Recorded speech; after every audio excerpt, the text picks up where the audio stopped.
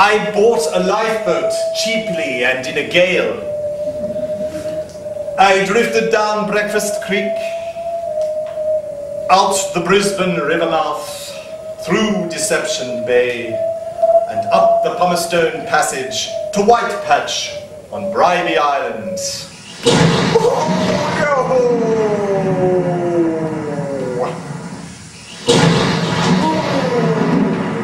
A wonderful spot, a sanctuary for birds and native animals.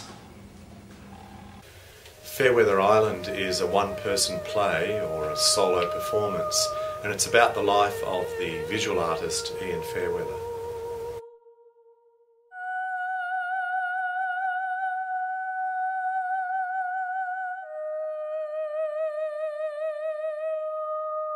Well, I first heard about Ian Fairweather in 1989 when I was working in Darwin.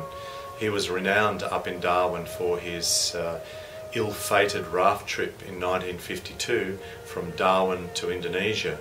Ian Fairweather built a homemade raft and drifted off to sea in an attempt to reach Timor Island. He ended up washing up on Roti Island 16 days later. Everyone thought he had died at sea, but he survived. So Ian Fairweather had mythological status in Darwin even in the late 1980s.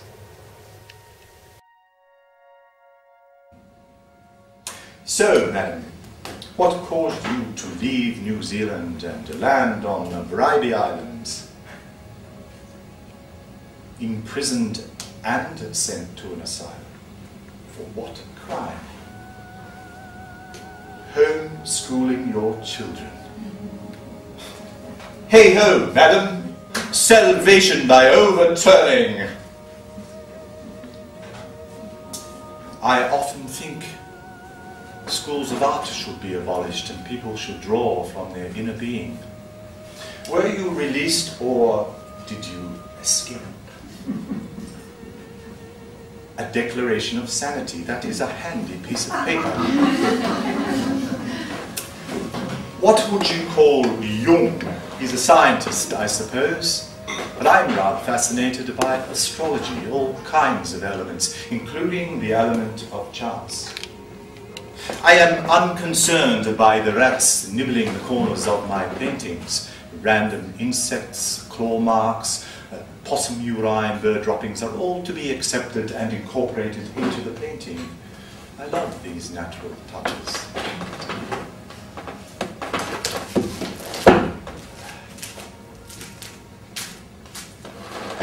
Oh, so you can draw academically, can you? There are many challenges when doing a solo performance. One is that normally dialogue is done between two or more characters, and that often gives information about the story and what's going on in the scene. So with one actor, creating dialogue is a bit of a challenge, but it can be done by talking to invisible characters that are on stage with the main character. Or you can swap your physicality really quickly and have a certain voice and gesture for one character and then respond as the other character. So there are numerous challenges, but I also used a narrator as a storyteller to introduce some of the scenes before Ian Fairweather, the character, would come alive and play out those scenes. So yes, solo performance does create certain challenges for the actor, but it also means one actor can play a number of different characters and roles in the one play. So you can stretch your skills and show the audience a range of characters that an actor is capable of playing.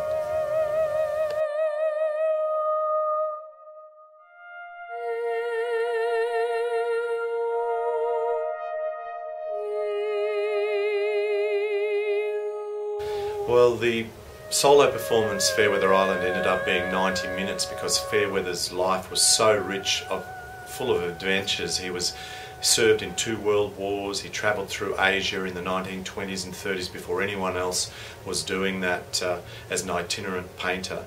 And so the story needed to be told in its fullness. So sustaining the 90 minutes, what I tended to look at was changing locations and places very swiftly. And the way I needed to do that was to have simple props that I used in lots of different ways. So I used a suitcase, some bamboo, some simple fabric, and with that I can be on a raft in the middle of the Timor Sea, then I can transform it into a hut on Bribie Island, or whatever I need for the new location. So part of the choreography of the solo performance was swift changes and transitions from one location to another to tell the different episodes in the story of Ian Fairweather's life. He spent more time with the Aborigines than he did with the white folk. And as he was alleged to be an artist, he suffered the usual accusations of being a spy. No one could provide any evidence or incident to support it. This man left Cooktown on 12th of December 1943, stating he was going to Melbourne.